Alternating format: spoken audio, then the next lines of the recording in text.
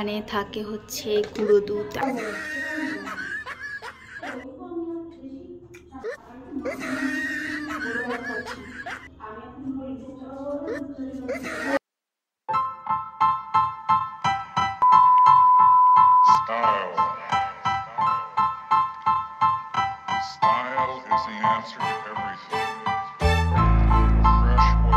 Welcome back to my channel, welcome back to a new blog. আজকে হচ্ছে 11 তারিখ, কালকে হচ্ছে মায়ের জন্মদিন, ঠিক আছে? এই জন্য দিদিভাই এসেছে এখানে।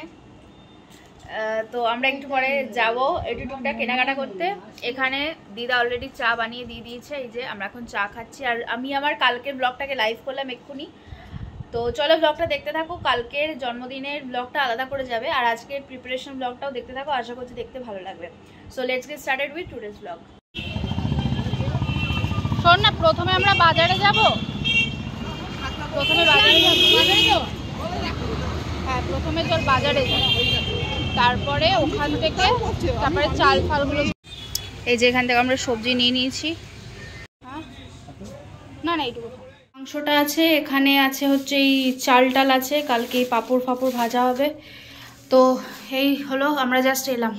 এত ভারী ব্যাগ হয়ে গেছিল না, মানে তখন বাইরে আর ব্লগ করতেই পারিনি। আর আমি এই ব্যাগ, এই দেখে এই ব্যাগটা আমি এখানে ফেলে রেখে গেছিলাম, এই ব্যাগটাই নিয়ে যাওয়ার কথা ছিল।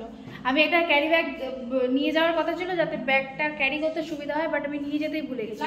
আর প্লাস্টিক ক্যারি করলে না হাতে খুব লাগে। যাই হোক, একটু এখন ফ্রেশ ট্রেশ হই, তারপর আবার তোমাদের সাথে কথা বলছি। 70 টাকা আমরা ফুচকা খেয়েছি, ঠিক আছে? এবার আমাকে বলছে কি আর কি খাবি, আর কি খাবি, আর কি খাবি। এবার আমি বলেছি আর কিছু খাবো না, তাই বাড়িতে এসে এই যে দিদাকে বলছি। এইখানে আমার মাংসটা ধোয়া হয়ে গেছে, এটাকে ফ্রিজে ঢুকিয়ে দেবো এখন।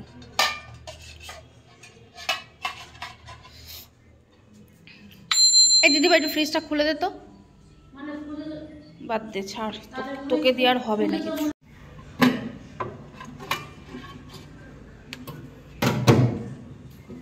এইখানে থাকে হচ্ছে গুঁড়ো দুধ, আমি একটু গুঁড়ো দুধ খাবো।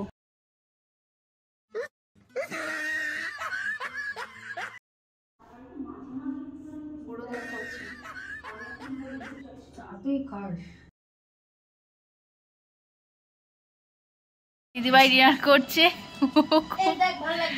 ও খুব লজ্জা পাচ্ছে। আজকে রাত্রিবেলা হচ্ছে আমাদের ডিমের ঝোল ভাত, আমাদের খাওয়া হয়ে গেছে। এই যে তোমার খাওয়া হয়েছে?